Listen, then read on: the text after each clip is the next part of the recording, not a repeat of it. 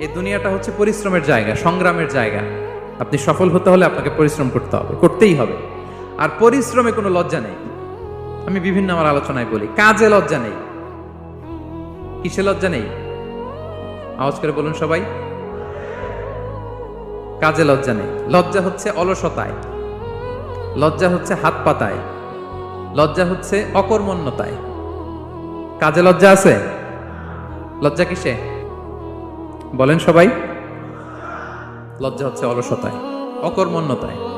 যারা কাজ না করে ফুটানি মারে ওইটাতে লজ্জা। অনেকে আছে ফুটানি মারে, আছে না নাই?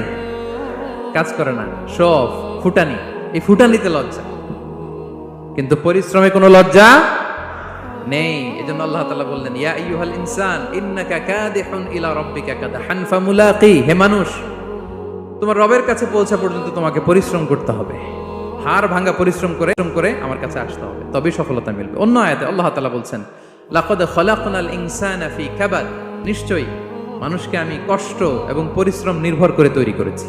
এই পৃথিবীতে টিকে থাকতে হলে তাকে পরিশ্রম করতে হয়, কষ্ট করতে হয়।